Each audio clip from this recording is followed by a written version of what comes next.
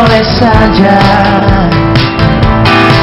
Diperboleh saja apa juga tujuannya. Sudah tahukah kamu aku pernah terbawakannya. Mendamaikan antara manusia, dapat tikai dengan cara melebih-lebihkan kebaikan. Kata baik, dia bukanlah kedustaan.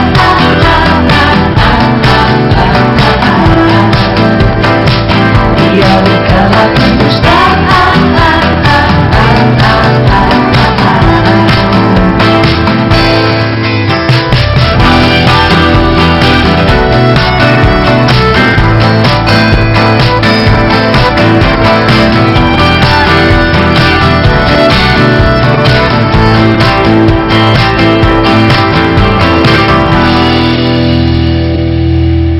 Bukanlah dikatakan seorang pendusta apabila dia melebih-lebihkan ketika menceritakan kebaikan seorang atau dua orang yang sedang berselisih untuk mendamaikan mereka. Hei, tadi si Anu itu menceritakan kebaikan kamu. Dia mendoakan kamu terus loh, padahal sebenarnya tidak.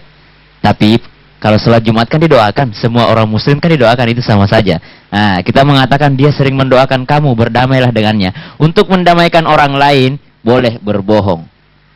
Tapi ingat, hukum dasar bohong adalah haram.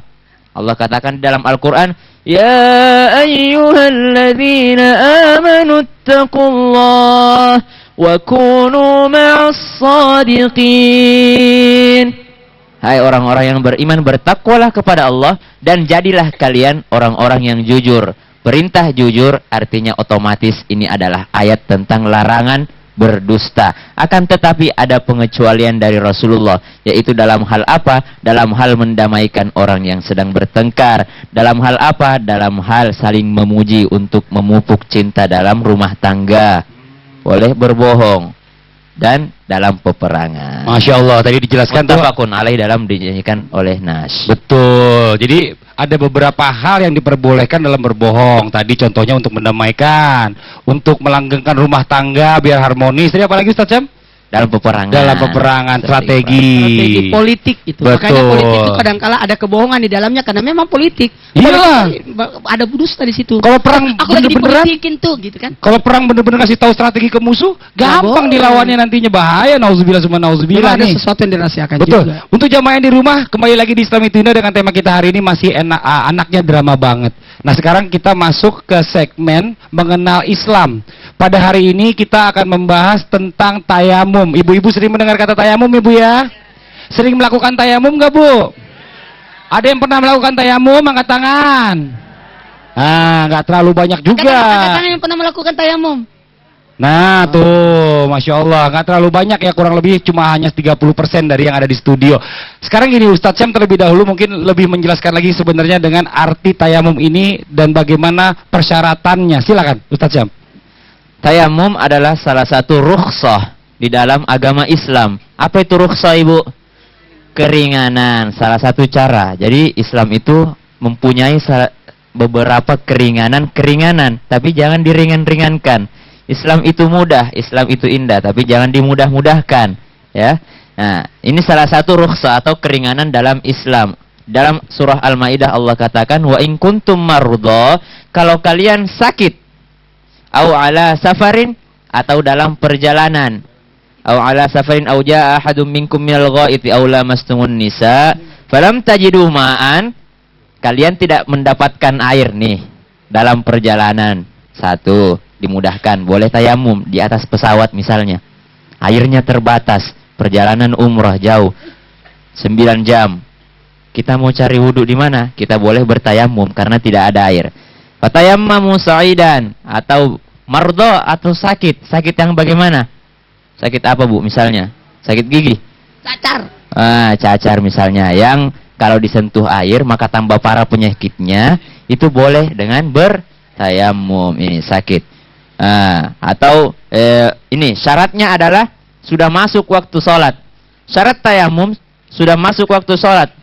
Jadi harus, misalnya mau sholat duhur tidak ada air, azan duhur sudah berkumandang, sudah mau habis waktu zuhur, sudah mau masuk asar, belum dapat air, tayamum. Sudah cari air kemana-mana, tidak ada air, tayamum karena sudah mau masuk asar, tayamum. Ketika kita mau sholat, contoh kita mau sholat duhur, tiba-tiba lihat air di depan kita, langsung batalkan sholatnya, langsung berwudu dulu baru sholat. Nah, ini tayamum berlaku kalau sudah masuk waktu sholatnya, dan tayamum itu cuman berlaku untuk satu sholat. Berlaku untuk satu sholat. Satu tayamum, satu sholat. Tidak bisa tayamum sebelum subuh dipakai sampai isya. Sebagai tidak bisa. Jadi satu tayamum, satu sholat. Ya, itu dia. Fardunya, niat. Nawaitu tayamum, apa? Nawaitu tayamum listibahati sholati fardan lillahi ta'ala. Untuk sholat karena Allah, karena tidak dapat air. Ini fardunya lagi, yakni membasuh wajah, membasuh tangan, dipraktekkan. Sunnahnya adalah membaca basmalah. Setiap gerakan diawali dengan bismillah. Mengucapkan bismillah ketika membasuh wudu, mengucapkan bismillah ketika tangan. Nah, itu dia. Hal-hal yang membatalkannya termasuk tadi ketika sudah ketemu air. Murtad, sudah batal semua tayamumnya. Itu adalah syarat-syarat daripada tayamum. Masya Allah. Nih, sekarang waktunya kita lihat prakteknya. Iya. Pak Ustadz, coba. Saya mau dipraktekkan gini. Gimana coba Pak Ustadz, mohon izin. Wish. Sebentar, saya bantu. Ya. Tayamum itu kadangkala kita dalam perjalanan. Di pesawat itu contohnya paling sekali terjadi di pesawat. Kenapa? Karena di pesawat itu kan, itu maaf ya, lantainya pesawat itu adalah ada kabel-kabel semua. Betul. Jadi tidak boleh ada kena air. Jangan berwudu di pesawat, sekalipun bisa berwudu karena banyak air juga di situ. Cuma bahaya, bisa koslet. Mau mampir di mana itu pesawat? Iya, kalau sampai di atas repot. Ingat, pada saat bertayamum, sebentar Pak Ustadz. nih, ada tayamum yang menggunakan dalam artian, coba lihat. Bisa minta tolong. Bisa. Hati-hati jangan kena gigi saya. Iya, paling bunyi tuk gitu. Nih, saya praktekkan. Buka semua yang menghalangi. Karena kita cuma yang dikena debu itu cuma muka. Cuma muka yang tidak ditumbuh rambut. Dengan apa? Dengan tangan. Jangan kumur-kumur. Jadi tidak usah jadi. Coba lihat. Ini dibuka ya. Jari-jarinya dibuka. Satu. Ini kita bagi. Mau dibagi-bagiin Pak Ustadz? Oh. Coba lihat ke sini dulu. Tempat yang akan ditempati dibagi 4. Dibagi 4 ya tempatnya. Entah itu meja bagi di rumah sakit, ya lagi sakit. Ataupun kesini lagi. Wah, repot juga nih. Walaupun di kursi, itu dibagi 4 semua. Dibagi 4. Kenapa dibagi 4? Karena kita akan mengalami 4 kali pengambilan debu.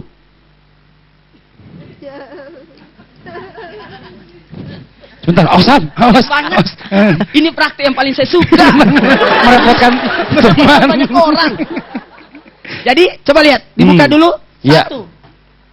Ya. Angkat. 2, 3. Naikkan, jadi debunya ditepis-tepis dulu. Jangan debunya banyak. Oh, beda. Ditepis. 1, 2, 3, 4. Oke? Nah, ditepis lagi. Jangan tidak ditepis, langsung ambil, berarti mustakmal debunya. Paham nggak? Saya ulangi. 1, 2, 3, 4, 5, 6, 7, 8. 1, 2, 4. 5, 6, 7, 8. Itu pertama. Yang pertama. Yang kedua, di mana niatnya? Pada saat menyapu. Dan ingat, pada saat menyapu tidak boleh angkat-angkat ya. Ini disimpan di muka, langsung berjalan. Tidak boleh diangkat. Nggak boleh keputus. Nggak boleh keputus. Jalan. Langsung. Udah? Kita ambil lagi yang bagian atas. Bagian yang kedua. Ini sudah diambil kan? Coret. Ini sudah diambil tadi. Coret. Untuk buka kan? Iya. Sekarang untuk tangan. Udah kan? Nah, nih, untuk tangan. Untuk tangan, lihat, perhatikan. Ini cara praktis saya ambil dalam kitab Tanwirul Qulub. Angkat. Gini lagi. Angkat, tepis. Ini dibagi dua tangannya. Coba lihat. 1, 2, penutup ketemu. 2, ini lagi ke sini untuk tangan kiri. Ya, telapak tangan kanan untuk kiri, tangan kiri untuk kanan. Bisa? Saya ulang lagi. Lihat. 1, diulang. 2, ini tangan ini, jari tangan kiri ini. Jalan setengahnya untuk bawah, setengah lagi untuk atas. Kemudian ini lagi. Oke? Oke. Diputar jalan, kemudian tutup. Dan itu pun tidak terputus ya Tidak antara kanan dan terputus. kiri Sekarang, tadi. kenapa saya bagi dua? Karena otomatis orang yang memakai tayamum itu biasanya menjamak duhur dengan asar. Berjamak duhur dengan asar biasanya di pesawat itu berarti bagian kedua untuk duhur, ini duhur, Dua atas untuk zuhur. untuk asar. Oke? Oh. Jadi setelah salat duhur 2 rakaat, jamak takdim, kasar, kemudian ambil lagi tayamum untuk asarnya. Oh, jadi satu tayamum itu hanya untuk satu salat fardu. Salat fardu. Coba contohnya di pesawat. Jadi pesawat. Fardu di sini. Saya penumpang ya. Ya. Kamu Kalau juga di sini Oh iya. di kursi pesawat. Jadi kursi pesawatnya dibagi dua juga. Oke, paham? Cuma itu aja. Oke? Sama Pak Ustadz. Oh cuma gitu doang, ini pesawat. Habis waktunya, Pak. Oh iya, saya pikir Pak Ustadz masih mau panjang lagi. Mungkin ada ini nih. Oh bintang tamu kita mau coba tanya. Ada mau dipertanyakan nggak tentang tayamum ini? Silakan. Ada yang mau nanya? Revan, boleh ayo. Kalau misalkan tangannya itu, misalkan nauzubillah min dzalik ya Pak Ustaz. Misalkan kecelakaan. Akhirnya tangannya nggak bisa bergerak tuh. Jadi gimana tayamumnya? Ditayamumi oleh orang. Oh boleh Pak Ustadz. Boleh. Orang lain yang menayamumi, ini tidak. Nyanyi. Orang lain yang mentayamumi. Mentayamumi. Nah, tapi yang mentayamuminya itu adalah muhrim. Yang muhrimnya anaknya kah? Contoh bapaknya sakit, mau wudu, enggak bisa kan? Nggak bisa Pakai betul. tayamum. Bagaimana dia tayamum?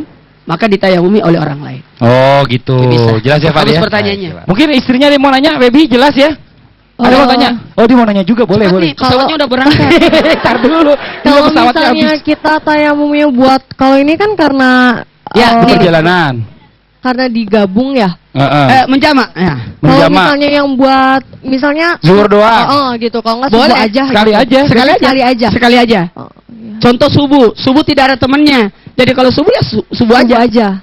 Dua Tapi kan, kotak itu aja kepake. tapi kalau tayamum untuk salat sunat itu boleh satu tayamum banyak salat sunat itu boleh. Oh.